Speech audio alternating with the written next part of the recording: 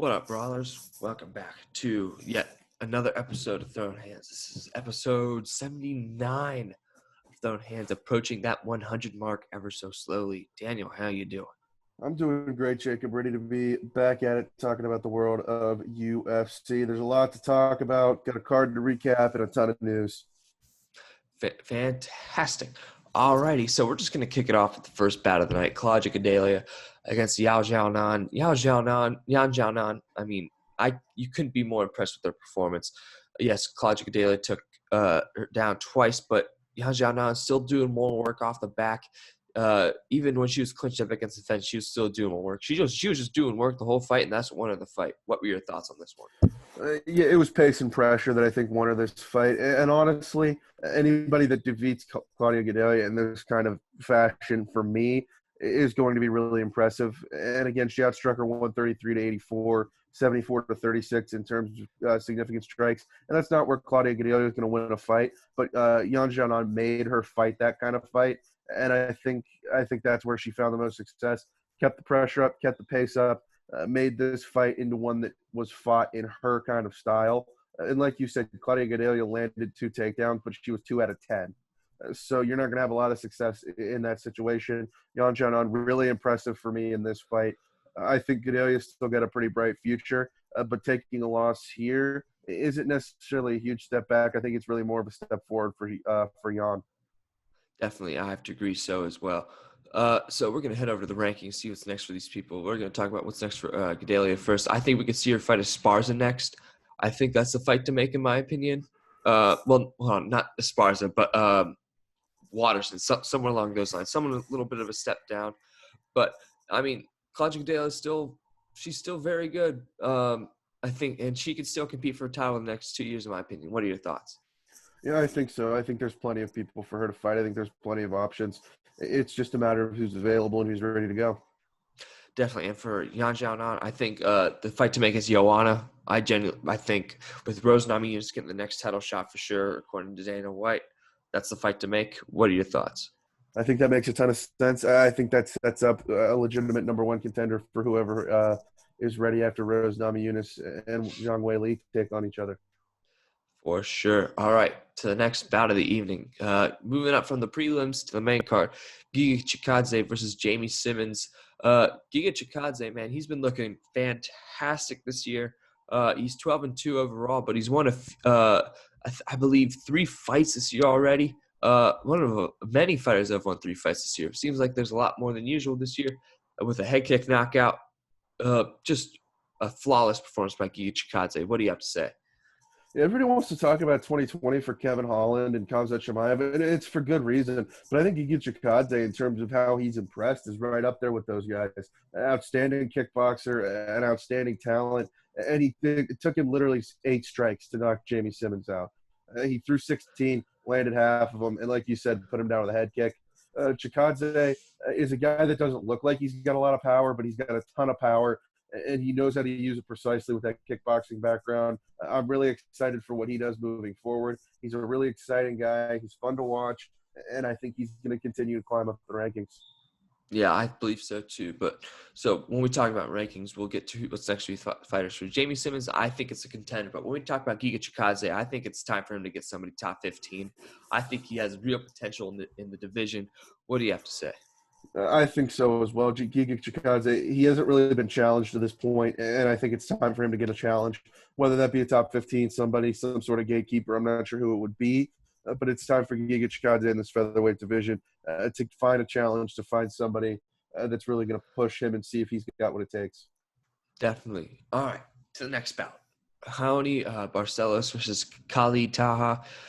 This was a great fight. I was very entertained by this fight. They were both going at it, but Raoni Barcelos, you wouldn't tell by watching it, but he had almost about double the output that Khalid Taha had. Very impressive performance by Raoni Barcelos. What do you have to say about it? Barcelos threw less strikes than Khalid Taha and landed almost double, as you said. And he destroyed him in terms of significant strikes, 120 to 49 in that category. Henry Barcelos, we really thought of him coming in more as a grappler, more as a guy that was going to do things on the ground. He did land 2 takedowns, was 2 for 4 on takedowns.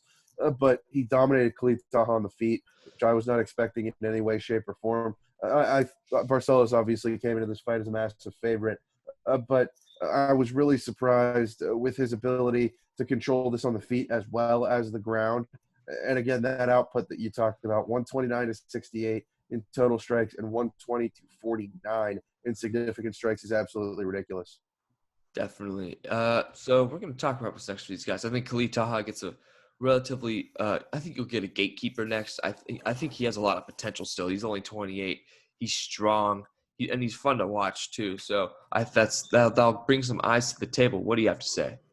I think so. Taha is still in a position where he's very clearly got a place on this roster. He's very clearly got a future in the UFC.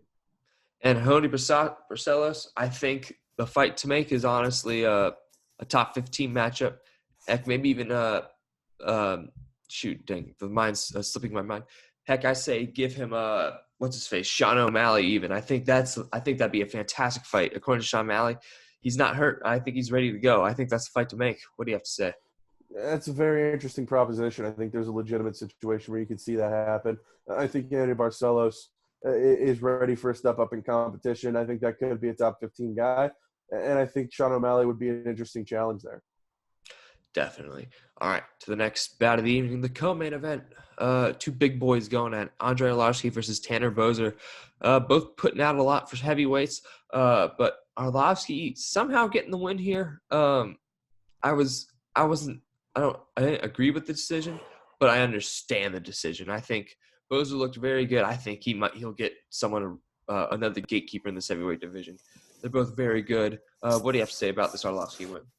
Yeah, the scorecards in this fight were certainly interesting because Tanner Boser very clearly outlanded Andrei Arlovski in this fight. It's just Arlovski was, I guess you could say, in control more often.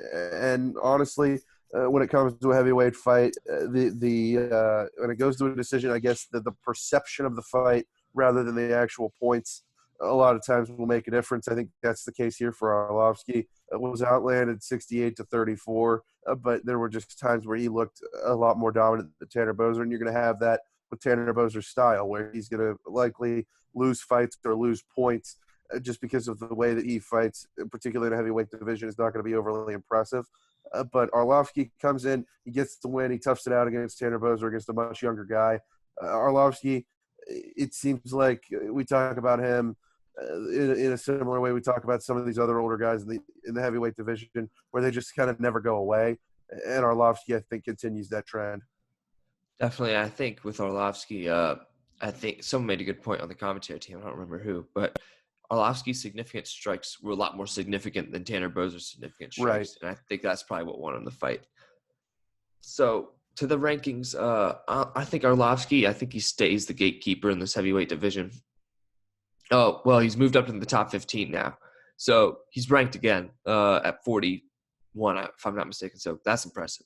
But let's talk about what's next for Boser. I don't know what's next for Boser. It's kind of tough to tell, honestly. I think you'll get another gatekeeper. I just don't know whom. Who do you have to say? Yeah, I think Boser's still in a position where he's kind of trying to break into that top 15 role. We're still figuring it out. I'm not sure who that next one would be, but he's still a guy that has high potential in the UFC and a guy that I see being a big part of this division moving forward. For sure. All right. To the main event of the evening. Thiago Santos versus Glover Teixeira. I think you and I both chose Santos to win this, but Glover Teixeira coming back from the Shadow Realm at least 3 or 4 times in this fight to defeat Thiago Santos by rear naked choke. Glover Teixeira in his old age seems to have relied on the grappling, and it has worked. And you cannot dispute that. 148 strikes to 81 and 46 to 40 when it comes to significant strikes for Glover Teixeira. What were your thoughts on this one?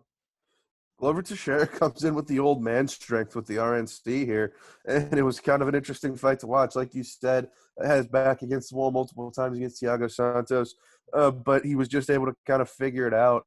Was a much more efficient striker, landing 82% to Teixeira's 74, and that includes a 73 to 63 number in significant strikes. Took him down 4 times. Teixeira just fought a much more well-rounded fight, like you said. Santos was on top of him a couple times in terms of control, in terms of kind of raining down some fire on him. But Glover Teixeira able to come out of it, able to get that rear naked choke slapped on, and able to choke Thiago Santos out, which is obviously something that's really impressive. And I think the way that he was able to battle back a couple of times in this fight was really impressive as well. Definitely. And watching Thiago Santos on the ground, didn't seem like he belonged there. He seemed lost when he was on the ground. He wasn't really working. He was just kind of like a turtle on his back, and then Glover Teixeira just had his way with him. I was very surprised about that, even though he just got his black belt in Brazilian Jiu-Jitsu. What do you have to say about that? Do you agree? I would. I think that was really interesting to watch because Teixeira so clearly dominated him on the ground, which is not necessarily something I was expecting coming into this one with Glover Teixeira, as you said, recently picking up that black belt. It was a weird thing to watch, to be totally honest. Yeah. So to the rankings. I don't know what's next for Santos. This light heavyweight division is kind of a mess. I think maybe Rakic. I don't know. He seems ready to go. But a lot of these guys, they're just kind of rearing and ready to go. They have matchups already. I know. Obviously, Glover shares the number one contender. Santos just lost. Dominic Reyes and Prochaska are fighting. I think. Yeah, it's a little bit of a mess here. I think Rakic or Anthony Smith might be the answer for Santos. What do you have to say? Yeah, it's one of those two guys where he has to wait, which I'm not sure is necessarily a bad thing. Thiago Santos has built up enough goodwill with his performances in this division to where he can afford to wait a little bit. But if he's looking to fight soon, I think it's Rakic or Anthony Smith.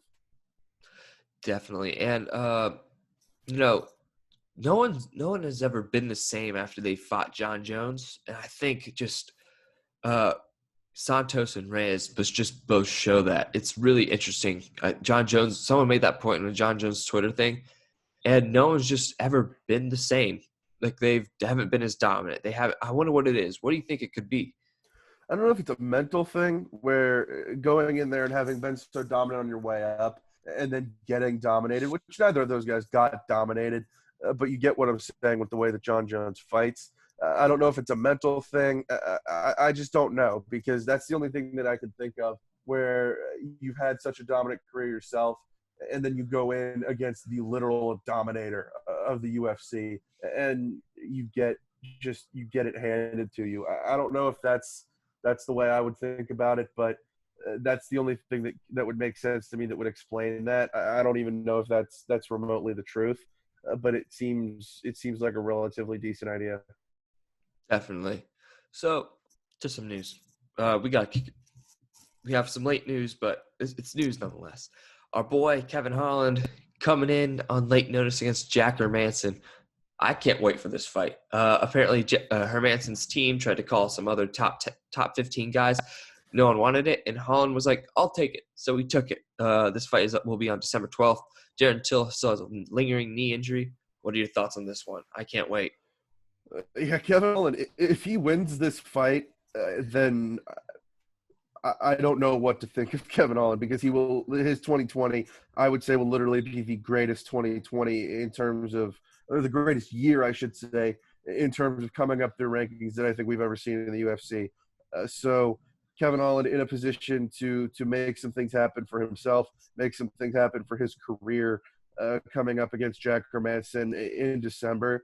Like you said, Darren Till forced out of this fight with an injury. You would have expected somebody in the top 15 to step up.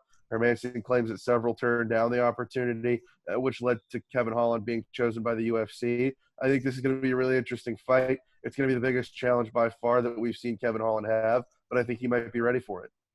Yeah, for sure. It's very intriguing and it's exciting stuff. So can't wait to see how this transpires. But let's go to some more recent news. Let's start off with I don't know which is the bigger story, but I'm just gonna say the lesser of the two stories is Felder coming in to fight Rafael dos Anjos on very short notice, 5 days. He's gonna fight at 155, not a catch weight. And on Dos Anjos' return to the lightweight division. What do you have to make of this? This is crazy because Rafael dos Anjos stepping back down to 155 was already a crazy story. And then you bring in Paul Felder, who we all thought was retired on 5 days' notice to fight at 155 to make weight. That's insane to me because obviously Felder looked good in his last 3 fights, coming off that split decision loss to Dan Hooker in his last one. But this is insane to think about, that this man has had such a long layoff, was really not expected to step back into the octagon, at least anytime soon. And he's going to take this fight on 5 days' notice. It's crazy to think about. It sounds like something out of a movie, but I'm excited to see it, and I'm here for it. Definitely. And to the next thing, Nunes out of 256 for a month. She'll probably be fighting it, I would assume, sometime in January for the title. I don't think it'll be at 257 because they don't want to have a non-title fight headline a pay-per-view with a title fight on it. So this could be on ESPN. Who knows? But I don't think there's really much to say here. But what are your thoughts on this? Yeah, there's not a lot to talk about, honestly, because just the fight is off, and I would expect it to be rescheduled fairly soon. Doesn't seem like it's a major injury for Amanda Nunes, but still, it's kind of disappointing that we're not going to see it that soon. And it makes things interesting for UFC 256 for how they're going to fill that card out. Obviously, you have the option, to move Petr Yan and Aljamain Sterling into the main event, but that's not necessarily a guarantee. The UFC is going to look to expand that card a little bit more, I think. I just an idea just popped in my head. How about move Sterling and Yan back to January, and we move up McGregor Poirier to December? I think that's the move to make. I think there's been some discussion about that. I saw a tweet from Ariel Helwani saying that that may not happen because they wouldn't want to have a non-title main event over a title fight with that bantamweight fight that would be in the co-main. But I think that's an interesting proposition where if you move that back to January and make McGregor Poirier, well, that would be a title fight. What am I talking about? But you know what I'm saying. Where again, I think that would just overshadow Yan and Sterling. But again, if you move that back and make Poirier McGregor the marquee fight on that card, I think it's definitely something that you have to pay attention to. I think it'd be something to keep an eye on. Obviously, that would throw off training camps for Yan and Sterling, which at this point I'm not sure you want to do just a month out from that fight. But it's certainly something to keep in your back pocket. Definitely. All righty. To one more little topic that we have here. So last week, Dana White announced that Israel Adesanya will be fighting for the light heavyweight title next. But people want Glover Teixeira to get that shot next, and I can't blame him. He's 41. He's old. And, 5 months is a lot more time when you're 41 than when you're 31. I think he deserves the next title shot. I think they need to give it to him because this is his last chance, to be honest. If he waits long, it could spell not good for him. What do you have to say? Yeah, I think Glover Teixeira very clearly deserves the light heavyweight title shot. Israel Adesanya and Blachowicz, it's a 2-division title fight. It's going to be obviously a huge money fight. Anything Israel Adesanya is going to do is going to be huge money, but you add another title into the picture, it takes it even a further step up. When it comes to Glover Teixeira, I agree he should get that title shot first, largely because of his age, but also because of how good he's looked in the last few months, the last few years, including this fight against Thiago Santos. It's a shame because I don't think he's going to get that fight. They're not going to go back on saying that Adesanya is the next challenger, but I think Glover Teixeira should be in the next title fight for the light heavyweight championship, and it's a shame we're not going to see him do it. Yeah, but I mean, maybe Dana White's just saying this for the cameras. It wouldn't surprise me, but he is considering changing the title fight. So I hope it happens. Come on, Uncle Dana, do something. But this light heavyweight division is really interesting, and I can't wait to see how it plays out. It's exciting stuff. Do you have anything else you want to talk about? That's it for me, my friend. Alrighty, that'll do for us here. Danny, I want to thank you for coming back on. Thank you.